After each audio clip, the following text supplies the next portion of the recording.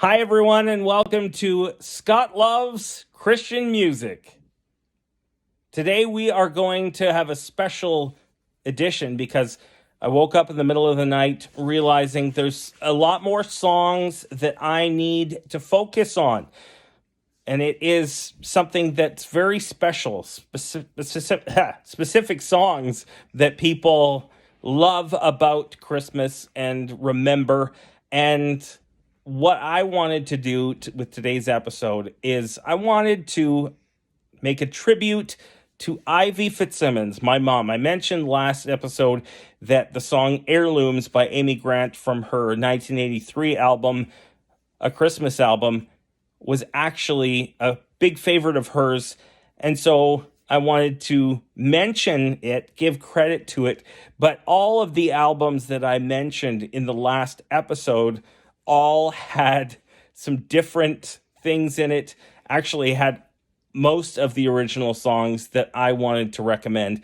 But I did find 5 that I wanted to recognize, and I wanted to do something special for my mom. My mom was a huge fan of Christian music, and I think she's the reason I love Christian music the way that I do, but she also loved Christmas music.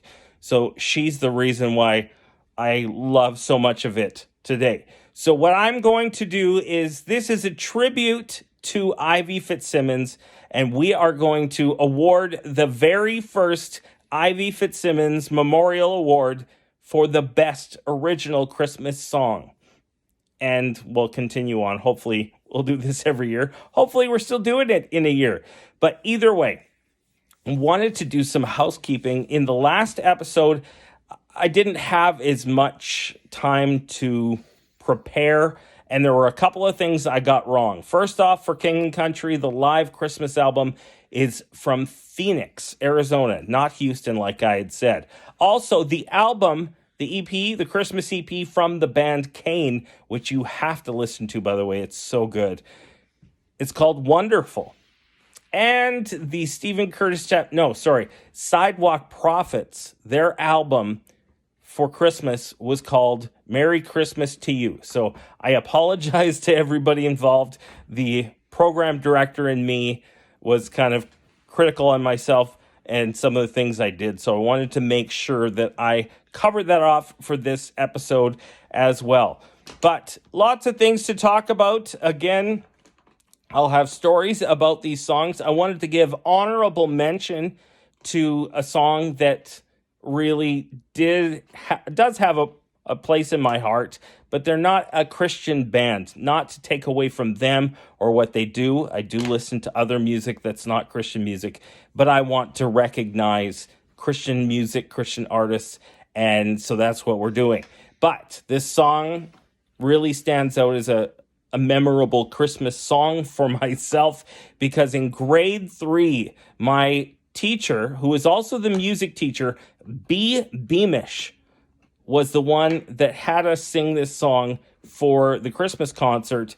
It was Mary's Boy Child by Boney M, and it's become one that I love to listen to every year. However, again, not a Christmas or Christian artist, so I don't want to include that in the list, but it takes nothing away from how much I appreciate that song.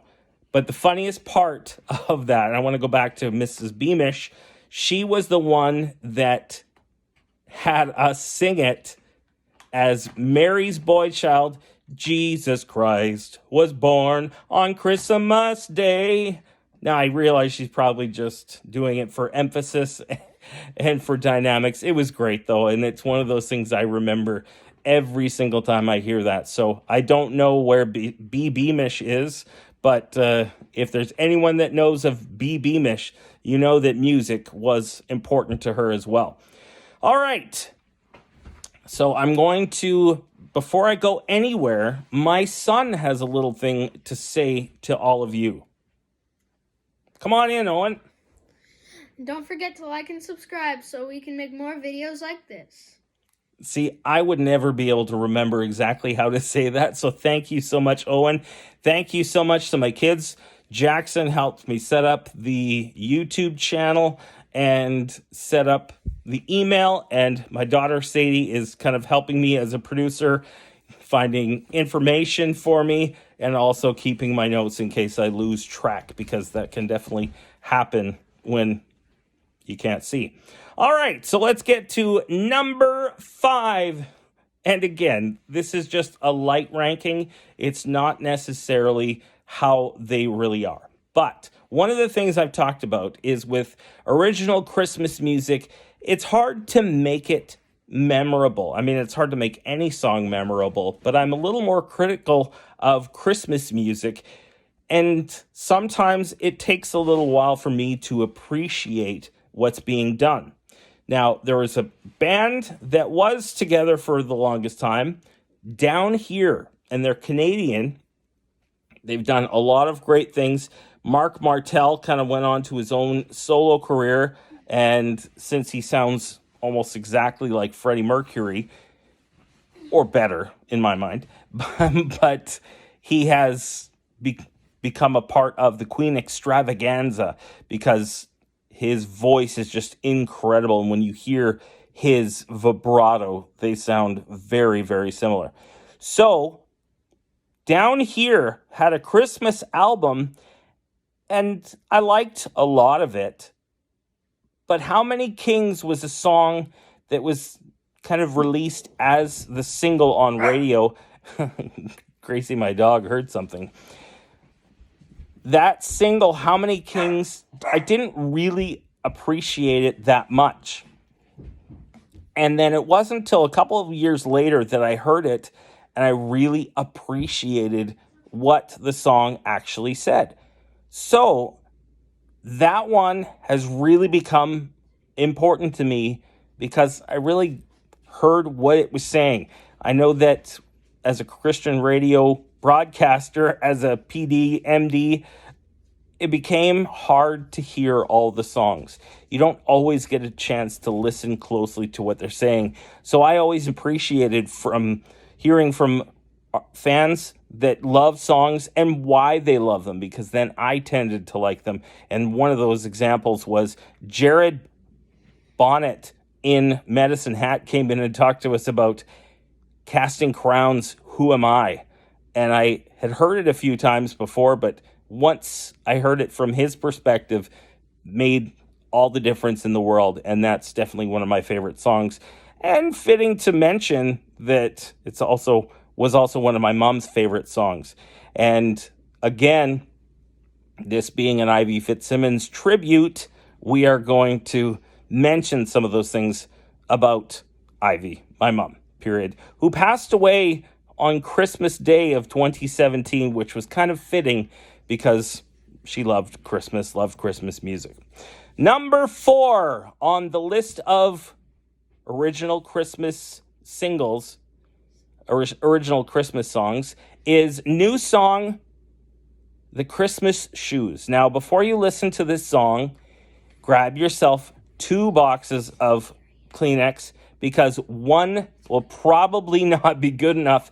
It's a crier. I mean, it makes me cry partially because it makes me think of my mom, but it's got a really interesting style to it. The story is very touching, and I just love it. So once again, new song, Christmas Shoes. If you ever get a chance to hear it, it's one of those ones you have to be ready for and be prepared, but it's a great original Christmas song.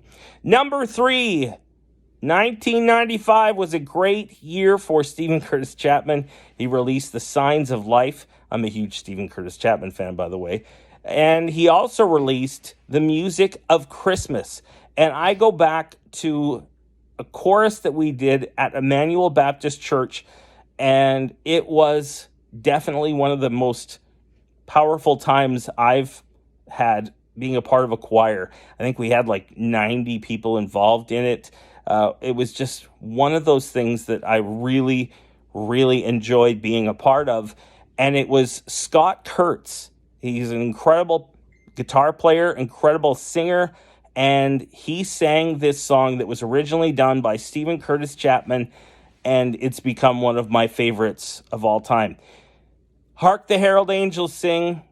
/ the music of Christmas. Obviously, Hark the Herald Angels Sing, not an original, but Stephen Curtis Chapman added his other piece onto it, the music of Christmas. And I'm sure that whole album is good as well, but that one stood out to me, and I wanted to make sure that that was part of this list today. Now, number 2, it's Amy Grant, Breath of Heaven. I know my mom loved that song as well, and she and our family always loved Amy Grant music. As I've said, you could have any of her Christmas albums and you're not going to be disappointed. I actually re-listened to a Christmas album the other day from 1983, and it's all good. I mean, the classics, the originals, there's a lot of originals on there that could definitely make this list. But Breath of Heaven really stands out to me. My mom loved it, but I also heard my sister Shannon sing it in church a couple times, and just stood out to me as one of the greats, and just special things that go along with memories like that. So thank you to Shannon for that one. Now we're going to get to number 1, the winner of the first annual Ivy Fitzsimmons Memorial Trophy for Best Original Christmas Song. But I wanted to recognize the songs again on the albums that we had in the last episode. Once again, What a Glorious Night by Sidewalk Prophets is one of my favorites. Hallelujah, Light Has Come by Barlow Girl is up there. And also for King and Country, their songs Baby Boy and Glorious, just fabulous. Not to forget, I don't want to forget Kane and Wonderful. That one is wonderful, and it's the title of that EP. It's time now to award the number 1 song, the most amazing original Christmas song. I first heard this when Mark Schultz from the E Free Church in Brooks, not Mark Schultz the singer, it's spelled differently, but Mark Schultz was singing in the Christmas concert before my sister and I were going to sing a different song. I think it was Gary Chapman, Man After Your Own Heart. But either way, definitely a powerful Christmas song was Mary Did You Know? It was written in 1984 by Mark Lowry, who wrote it actually when asked to do a Christmas play. And it was all questions he was going to ask Mary if he ever had the chance.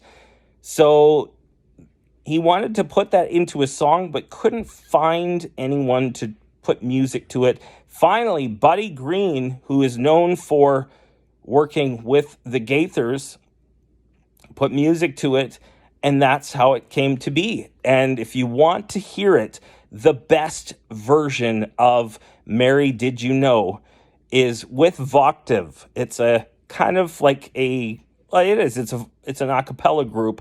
They do such an incredible job. It's on YouTube, so you can find it and listen to it there. And it's Mark Lowry with Voctive singing it. So check it out. More great Christmas music. And I'm just wanting to say thank you to everybody that sent in their encouragements, told me about different albums that I should hear.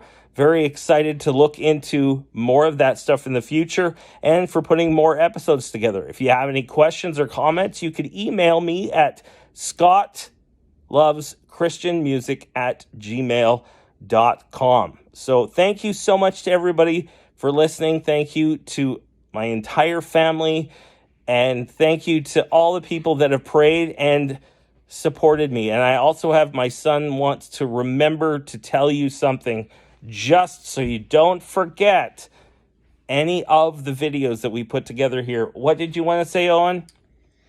Don't forget to like and subscribe so we can make more videos like this. Absolutely. Thank you so much. This has been...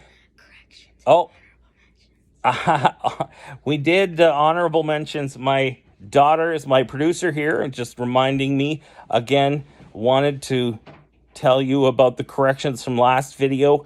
Again, the Christmas album from Sidewalk Prophets was Merry Christmas to You. The live edition of the For King and Country Christmas was from Phoenix, Arizona, not Houston, like I had said before. And also, there was the album from Kane, which is called Wonderful. So check those out and encourage and support all of these artists, and comment and tell me about the artists you want me to see, the original songs you wanted to tell me about. My Auntie Mary has been one of those people that I go to when we talk Christian music. And so thank you for helping me to brainstorm some of these songs. She did mention Carolyn Aarons, a Canadian from Winnipeg, I'm pretty sure. She has put out an album of mostly originals, and I have to go listen to it and see what it's all about, because I'm sure it's good, because Carolyn Aarons is one of the Canadian greats. So thank you again for spending time with us today. Merry Christmas, and we'll see you soon.